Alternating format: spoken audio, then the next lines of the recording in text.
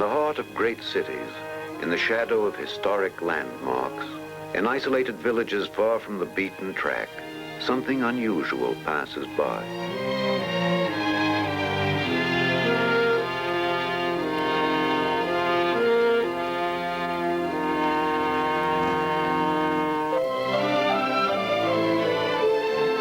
Traveling on canals and rivers, a yacht cruises deep into the heart of Western Europe. It begins a voyage rich in adventure, excitement, and pageantry.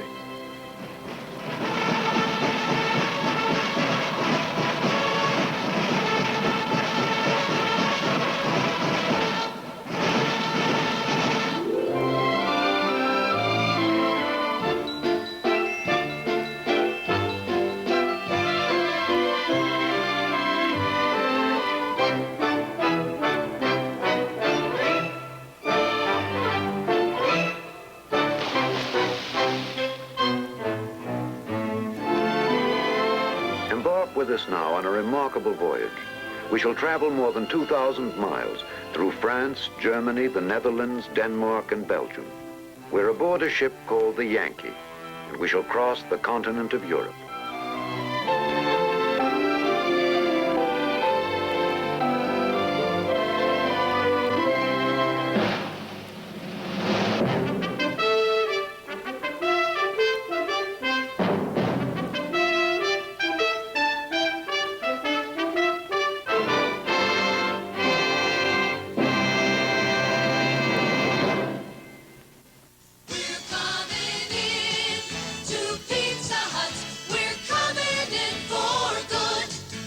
Here's a good carry-out pizza offer. Aboard a ship called the Brigantine Yankee, a man named Irving Johnson lived one of the great sailing epics of modern times. With volunteer crews of young people, he sailed around the world 7 times over a 25-year period. He and his ship became known to yachtsmen and armchair adventurers everywhere, for their dreams were Johnson's life. Eventually, however, it had to end. In his 50s, Johnson had finally to announce a painful decision. His round-the-world voyages were over. He had not tired of the sea, but he respected it far too much to press his luck beyond reason. And so Johnson sold his beloved ship.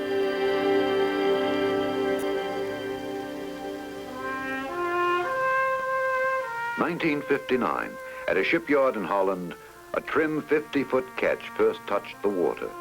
The Brigantine was gone, but a new Yankee now took her place. Captain Johnson and his wife could not conceive of life ashore. If they were ready for a quieter existence, they still had no intention of settling down. Said Elector Johnson, "Irving has always done what he was born to do. It is a happy privilege to share a life that follows so true a course." So they set sail again, beginning a new adventure.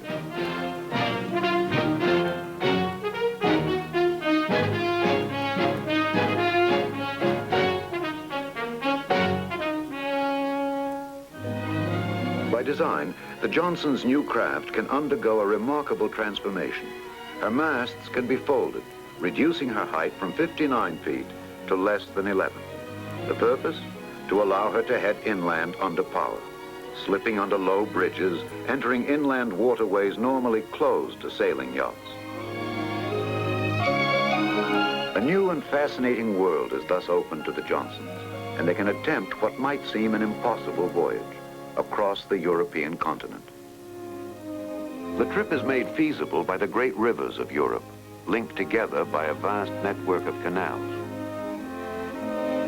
Our voyage will carry us north through central France on the Rhone and Saône rivers and various canals, into Germany on the Moselle River, and on into Holland by way of the River Rhine.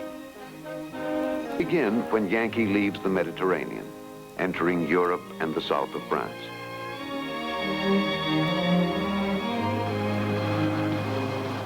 It is spring, and this beautiful land is dominated by the Mistral, a fierce, cold wind that can blow without let-up for days on end.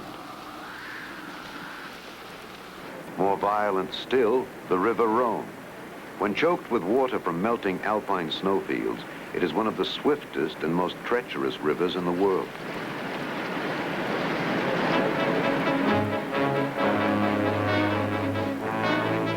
For Yankee, climbing the Rhone is a serious struggle, always maneuvering to avoid dangerous shallows, always straining to make progress against the current. Yet Captain Johnson enjoys the challenge of the river. While some yachtsmen hire barges to tow them upstream, he prefers to go it alone. The most difficult spot on the river, Avignon. Here, the ancient bridge, celebrated in children's song, blocks half the river's width. Because of this obstruction, Yankee must try to pass where the current flows full force. Her 68 horsepower diesel is barely equal to the task. If she cannot squeeze by these crucial 25 yards, it could mean several days' delay waiting for the current to subside.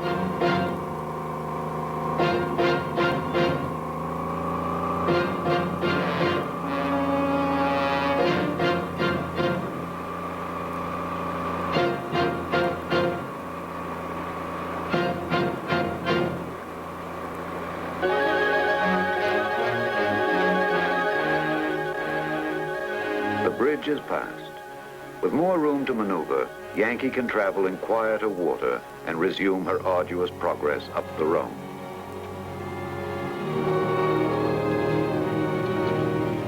Johnson sights another yacht, stranded here on hidden rocks for 8 hours before Yankee happened along. Do you need any help?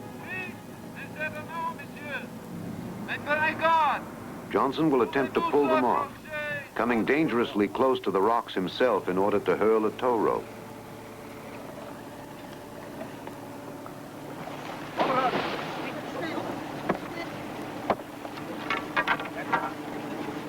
All right, XC. Okay.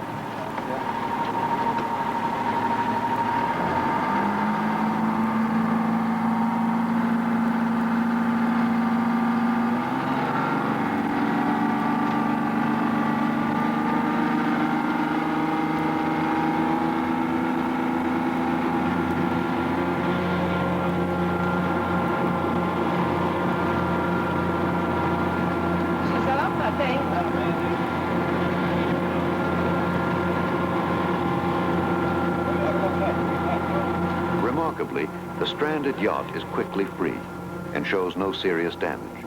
The vacationers aboard her have learned the truth of an old saying often quoted aboard Yankee. If you want to learn to pray, then try to navigate on the Rhone.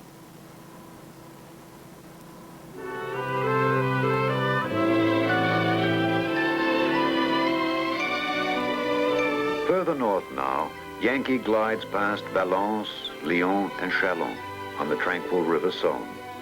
Now the charms of this kind of voyage become apparent. Freed from the tyranny of schedules and reservations, far from highways and tourist traps, Yankee goes her gentle way. Around her, all the mellow beauty of central France, the living inspiration of Van Gogh, Corot, Cézanne.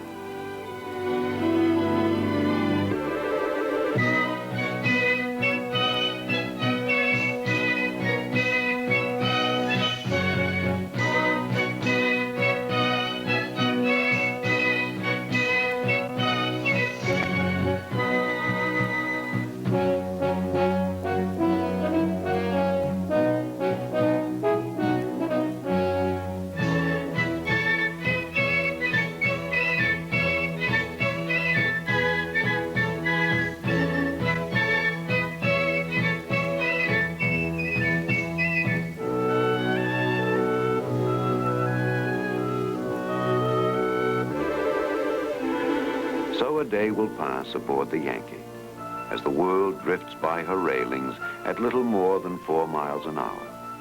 It is a life of double blessings, a way both to travel and stay at home. At anchor in the evening, the Johnsons eat a leisurely dinner in the after cabin. Yankee has room for up to 6 guests or paying passengers, and understandably, the Johnsons seldom cruise alone.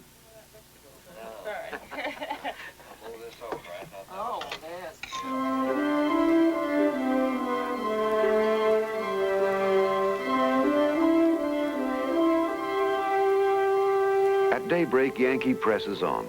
In an average day, she'll travel only 25 miles from dawn to dusk, constantly stopping to negotiate the locks encountered on most canals. More than 700 locks must be passed by Yankee on this cruise. Some are modern and highly mechanized, but many are creaking, antique devices operated by hand. Johnson opens valves that allow water to escape from the lock. Yankee will thus descend, like a toy boat in a draining bathtub.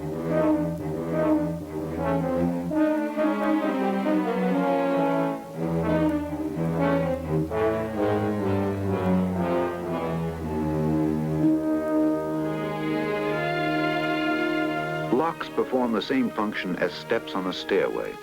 They allow canals to follow the contour of the land in easy stages, dropping into valleys or virtually climbing mountains.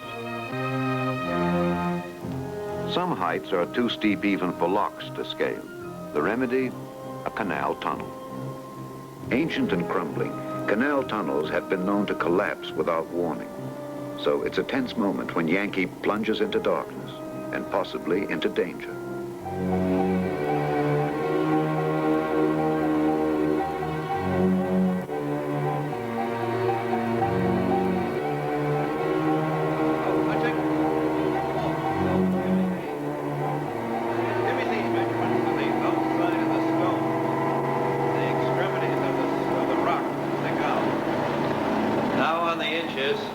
What are you getting on inches?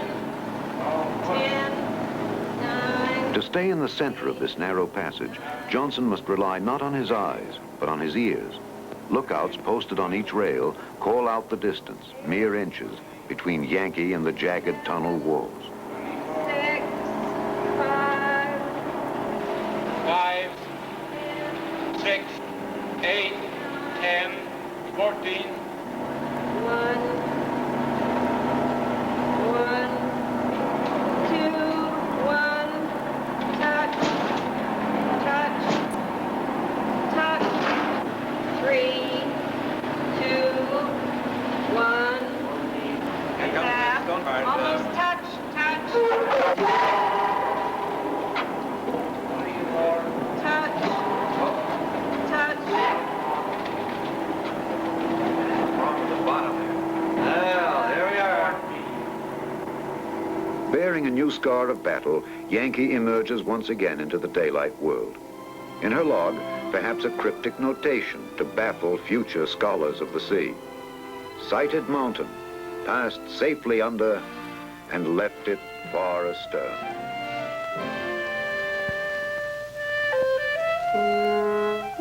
The way of a canal has many unexpected turns.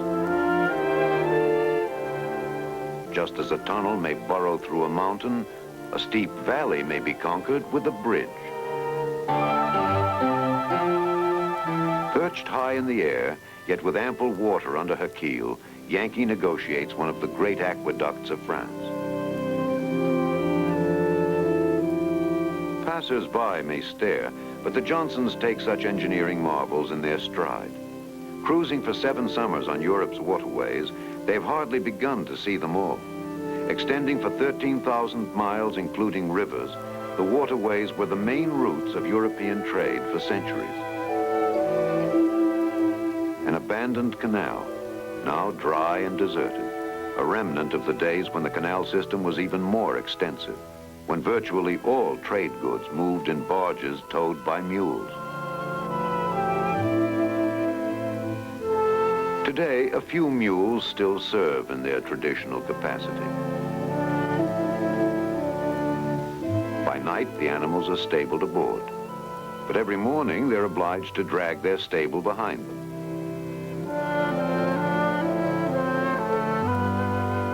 Top speed, 1 1/2 miles an hour. But such a pace was impressive in the 9th century, when Charlemagne first visualized a canal network throughout his empire. For the next 9 centuries, barge routes grew in importance. When finally railroads outpaced the barges, Europe gained efficiency, but lost much charm. Wrote Robert Louis Stevenson, "Of all the creatures of commercial enterprise, The canal barge is the most delightful to consider. The horse plods along at a foot pace, and the man dreaming at the tiller sees the same spire on the horizon all day long.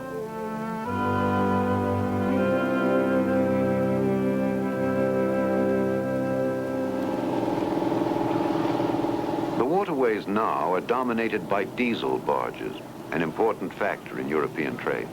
On many routes, this is still the cheapest, if not the fastest, way of transporting bulk cargo.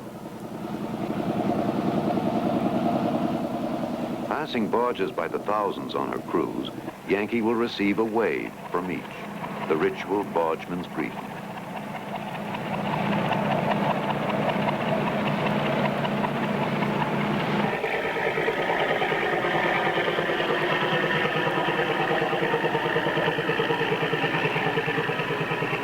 Owned and operated by families living aboard them, many barges are also homes. Constantly on the move, hauling iron and coal and chemicals, barge families still flourish in a floating world all their own. On a typical barge, a young mother serves in a multiple capacity: first mate, housewife, and mother.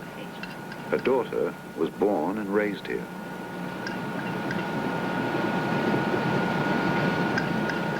By tradition, the husband does the heavy work on the barges, but the wife handles the helm. Dainty feminine hands are in sole control of barges weighing hundreds of tons, skillfully threading through narrow and often congested canals. Seemingly, a barge family's life is hard, but among the compensations, a unity rare in this world of specialization.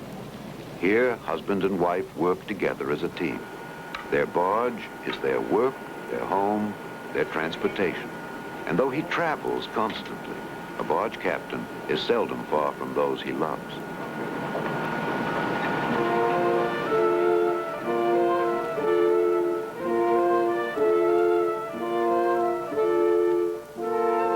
A child born on a barge is immediately a being apart.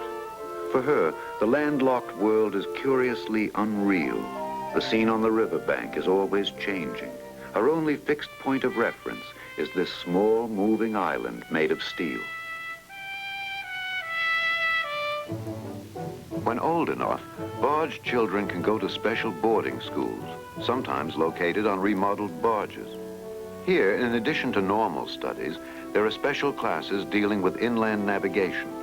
At an early age, barge children are already preparing for the day when they will inherit their parents' vessel and carry on the family trade.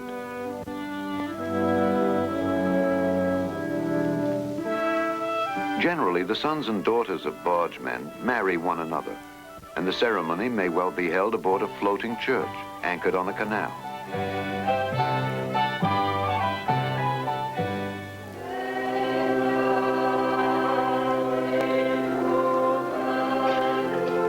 First met perhaps when their parents' barges lay side by side waiting to enter a lock in the south of France. Their courtship continued along the Rhine or on the River Meuse. And now a new generation takes its place in the society of bargemen.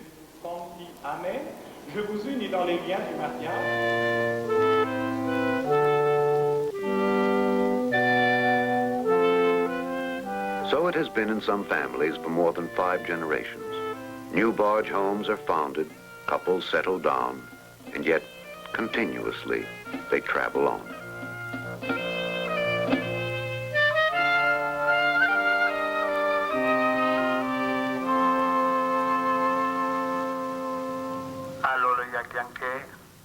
The French-German border. On crossing, the Johnsons must conform to a bewildering maze of paperwork formalities designed for the regulation of barge trade and the discouragement of smuggling. C'est ça. Et puis comme je vais rentrer en France, Oui, la France, oui. mon capitaine. Eh bien, nous vous remercions, monsieur. Electa Johnson speaks several languages, and after 7 round-the-world voyages, she's an old hand at border negotiations. Heimathafen, wo gehört das Schiff hin? Mystic, Connecticut, America. Mystic. Ach, Mystic, ja. Do you feel? Schmieröl. Oh, how much lubricating oil? Schmieröl, 20 Liter. 20 liters. 20 Liter. 20 Liter. Und wie viel Fett haben Sie an Bord? And how much grease? About 2 kilos. 2 Kilo. 2 Kilo, Dankeschön. Ja. Auf Wiedersehen. Auf Wiedersehen. Ich wünsche Ihnen eine gute Fahrt. Oh, danke schön. Auf Wiedersehen. Auf Wiedersehen. Auf Wiedersehen. Danke schön. Auf Wiedersehen.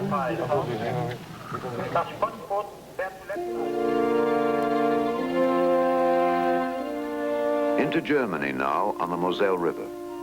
In appropriate dim and misty weather, Yankee enters a romantic region of looming hills and lofty castles.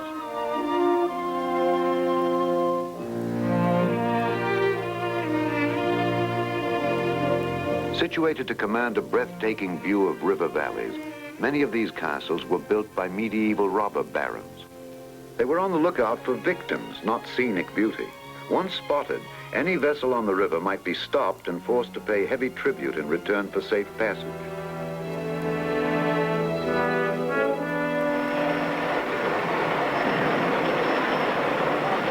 Castles of commerce surround Yankee as she turns down the Rhine, heading through the Ruhr, the seething center of European industry.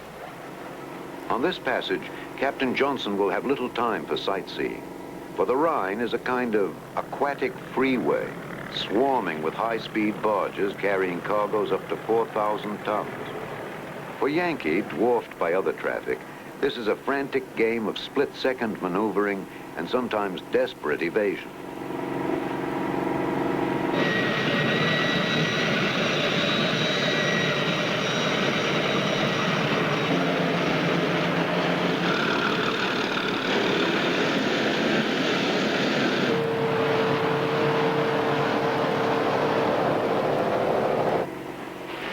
$220 million tons of cargo are transported on the Rhine each year, from seaports like Rotterdam to industrial centers, Düsseldorf and Mannheim.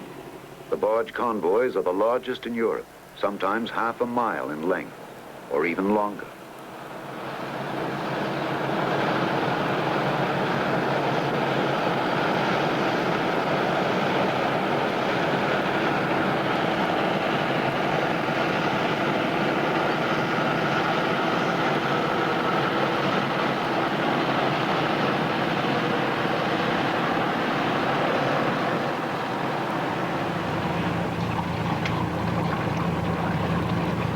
Safely past the Rhine, Yankee pauses to take advantage of a convenience serving the dense barge traffic, a floating grocery store. Chocomel. Chocomel. 3, alsjeblieft. This merchant seaman seeks the transient trade, barge housewives who haven't time to shop ashore. He has a little of everything: meat, fish, canned goods, vegetables, dish towels, toys, an array reminiscent of a traditional country store. Well, I hope it's the kind Irving wants. Hoeveel? 26. 57. Ik heb... For the storekeeper, this is an odd and irregular life.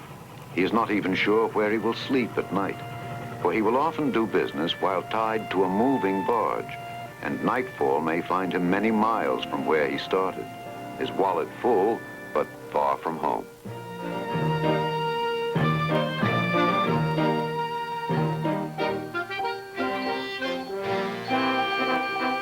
Some 5 weeks after her trip began, Yankee has entered Holland.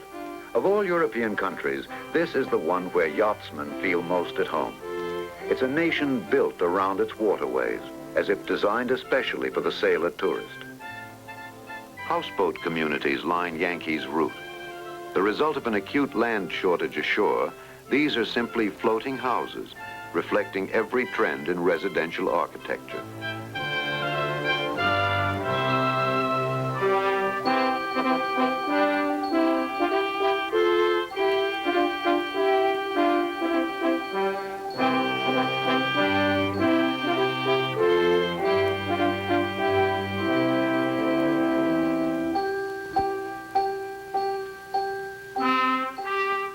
Also a common sight, bicycles, more than 5 million of them, one for every 2 adults in the Netherlands.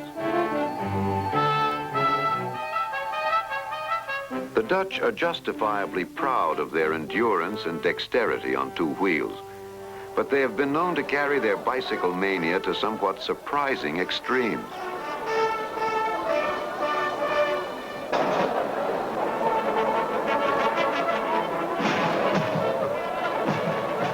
A Dutch army band that has somehow learned to pedal, steer, and make music simultaneously. This is the Deft Tattoo, one of the world's most famous military band concerts, and a welcome diversion for sailors on the town.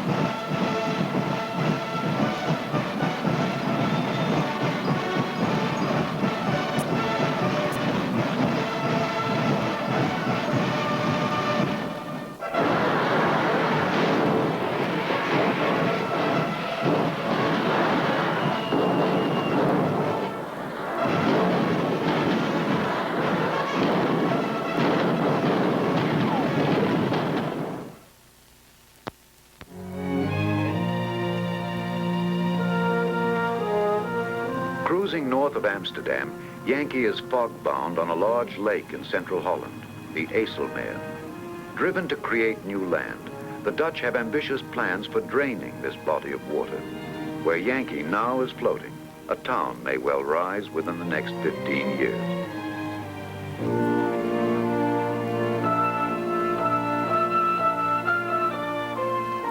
Yankee's masts can now be erected and rigged. From here on, though many bridges cross her route, all can be raised to give her clearance.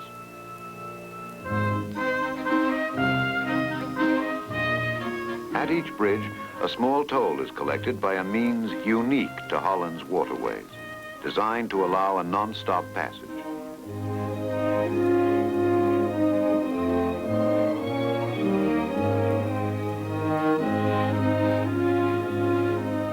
You have your money ready before the bridge, and then a wooden shoe, a length of string, and a fishing pole are used to transfer coin from ship to shore. Over the years, the Johnsons have been deeply impressed by the ingenuity of the Dutch. Now, one more revelation: a means of crossing irrigation ditches without the necessity for a bridge.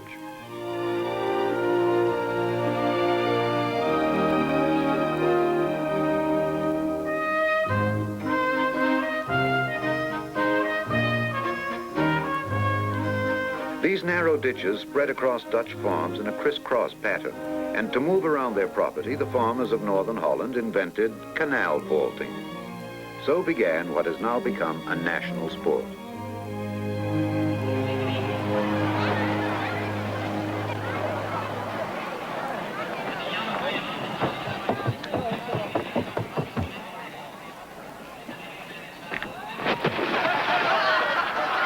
This is an annual contest in canal vaulting, held in Friesland, Holland's northern province.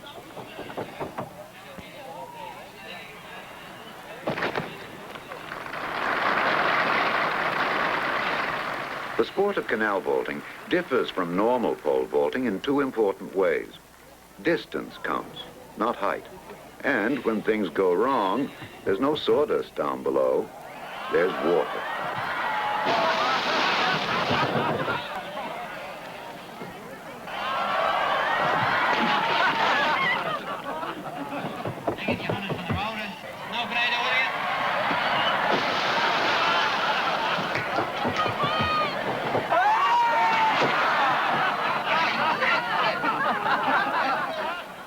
This Dutch farmer is 64 years old, his number assigned in honor of his age. Each year, he has been coming here to prove to himself and his neighbors that time has not eroded his strength or his courage.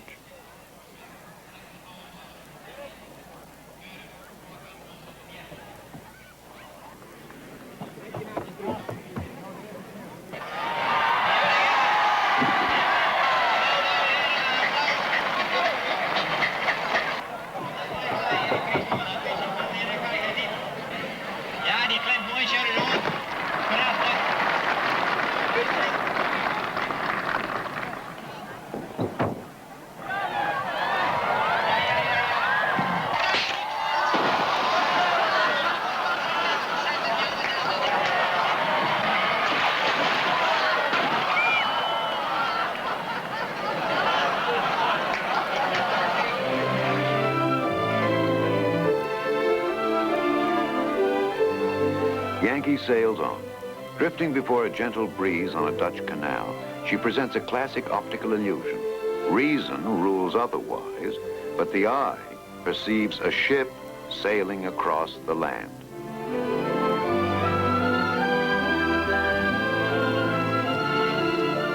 Now leaves Holland, bound eastward across the North Sea, through the Kiel Canal, and into the Baltic. A destination, Denmark.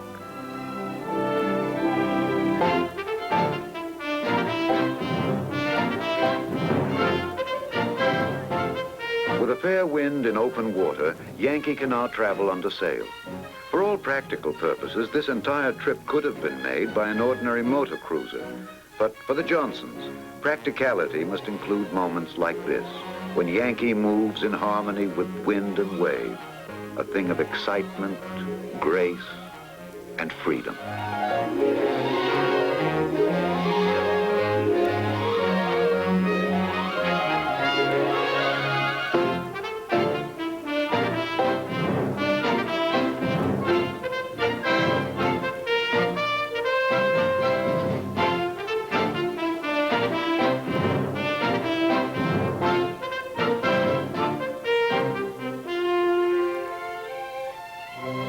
Yankee pauses off the Danish coast to admire the great chalk precipice at Møn. Many sailors down through history have made this landfall, here gaining their first majestic view of Denmark.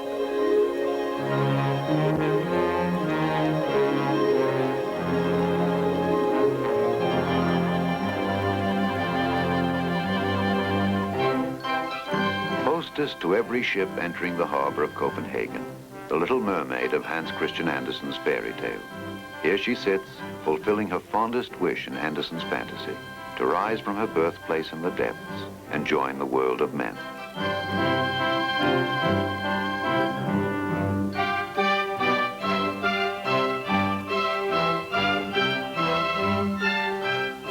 The city's most famous statue, a character from a fairy tale, such as Copenhagen, justly famed for its good humor and gaiety. This is among the Johnsons' favorite ports of call. In the streets, sidewalk artists create in colored chalk, not merely tolerated, but encouraged to embellish drab municipal stone.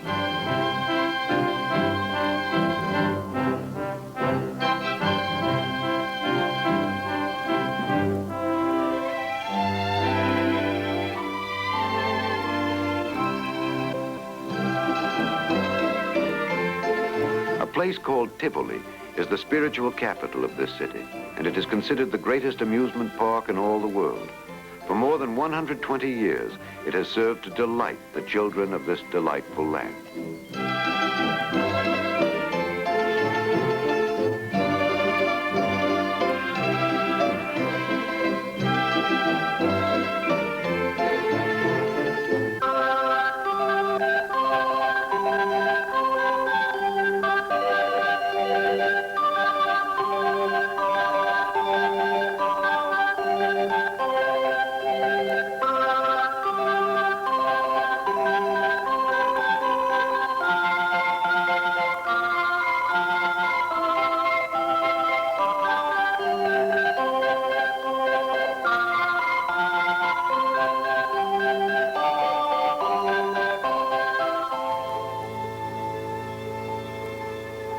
Leaving Copenhagen, Yankee has headed south across the Baltic and by canal to the river Elbe. She pauses now along the border between East and West Germany. It is a measure of Irving Johnson that forbidden waters only lure him on.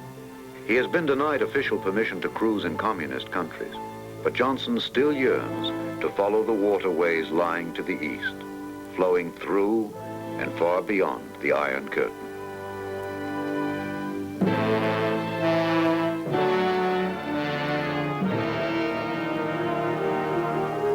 Her masts folded once again, Yankee enters the harbor of Hamburg, Germany's largest seaport, a bustling center of European trade.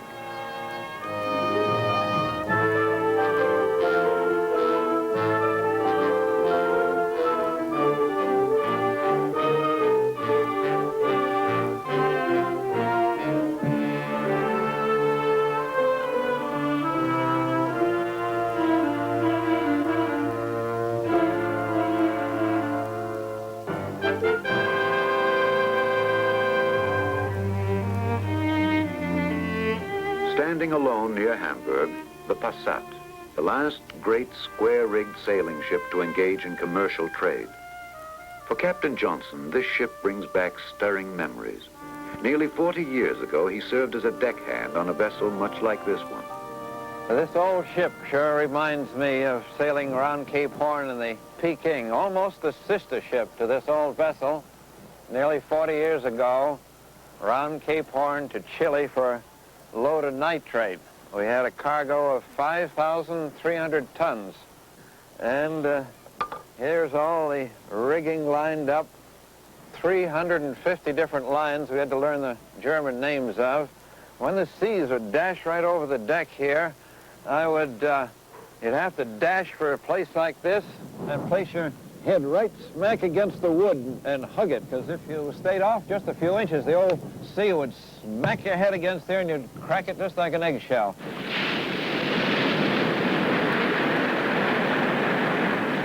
These are films taken by Johnson on that voyage back in 1929.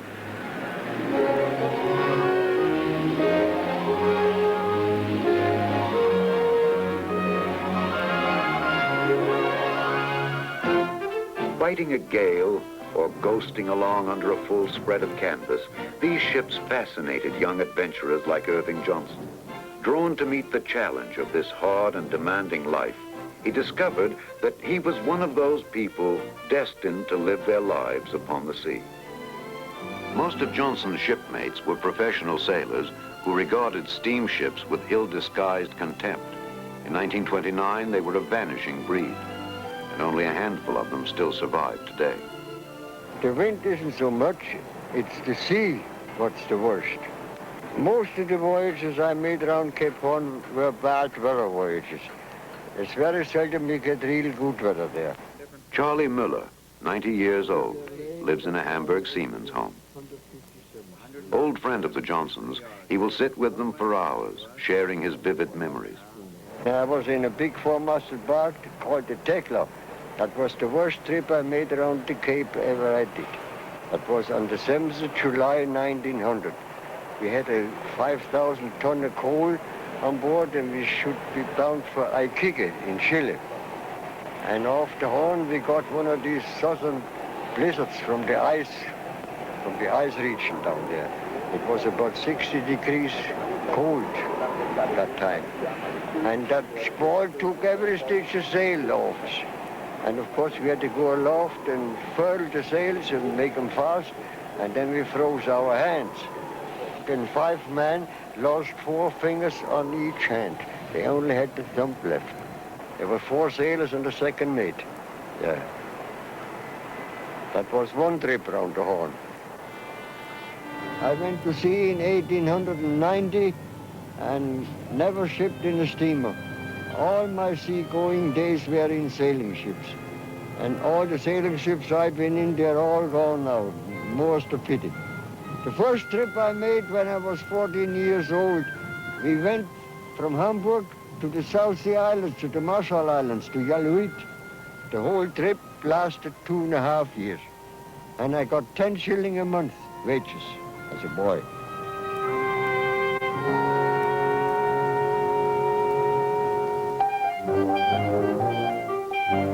From Hamburg, Yankee returns to the North Sea, retracing part of her earlier route.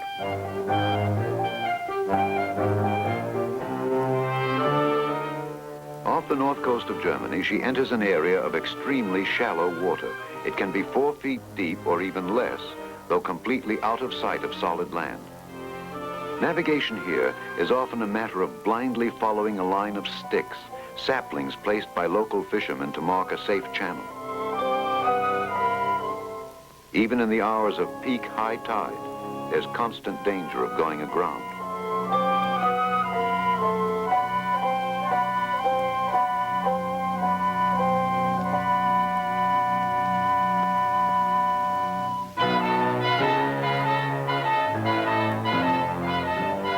In winter, when a North Sea gale strikes this area, strange things can happen.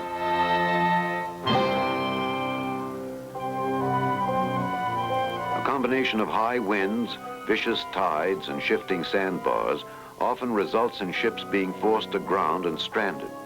Some can be refloated. Others never will be. Their equipment will be stripped for salvage. Their hulls will eventually rust away.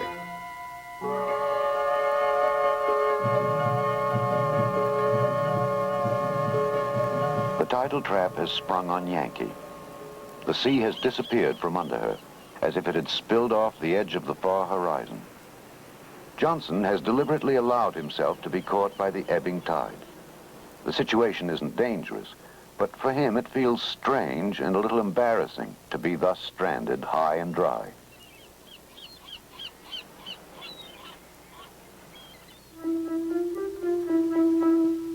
Fog closes in, and from the gloom, an apparition.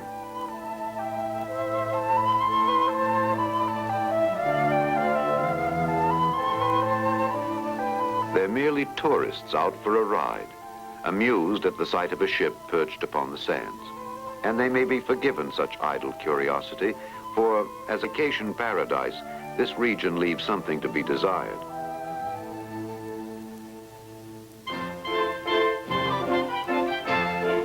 Nearby North Sea resorts like Cuxhaven and Norderney are Germany's only answer to France's Riviera. But even in August, the weather is less than tropic, and often the vacationer's search for sun-baked bliss is futile.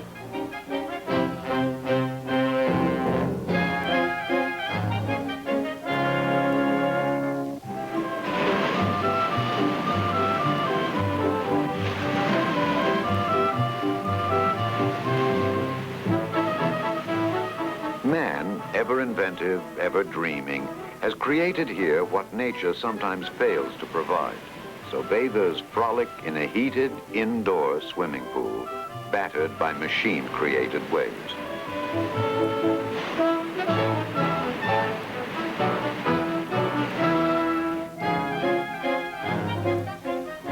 By the sea, the scene is bleak. The bathers are all inside.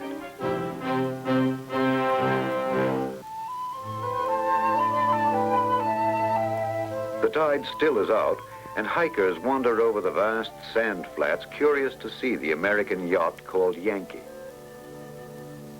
To those who do not know this area, it's a puzzle. How could a ship get here in the first place?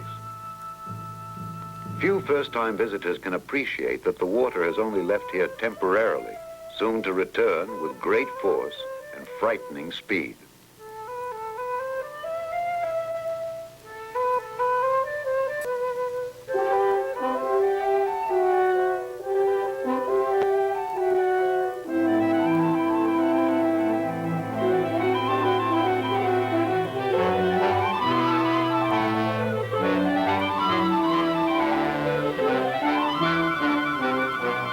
It happened when Yankee was still marooned. Distant shouts called attention to a solitary figure, waist high in a swiftly rising tidal torrent. In Yankee's dinghy, Johnson rushed to the rescue, filmed exactly as it happened.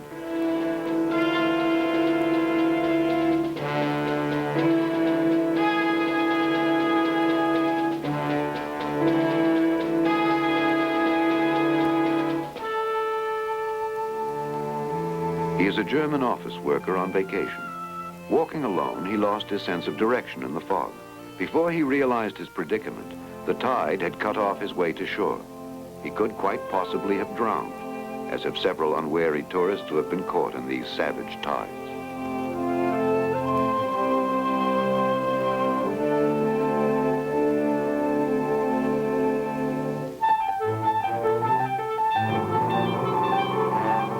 The critical moment has come, peak high tide, when Yankee can ease into deeper water.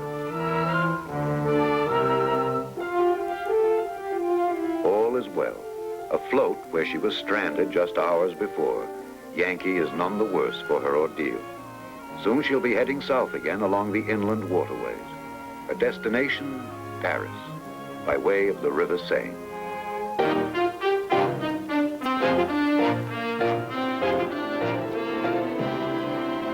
On her return voyage, recrossing Europe, Yankee follows a different route from the way she came. She heads south from Holland, entering Belgium on the River Meuse. She passes Liège, Namur, and the citadel at Dinant before crossing finally into France.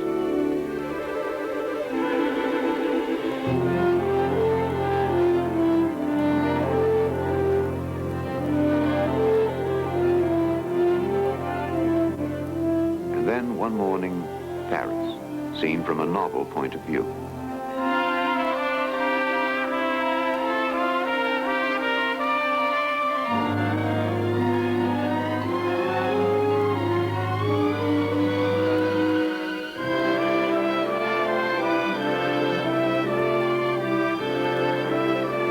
In Paris on the water is altogether different from coming here by car or plane, for a ship moves with measured, dramatic slowness, and the city gradually grows around the Johnsons, its people and landmarks focused on the River Seine.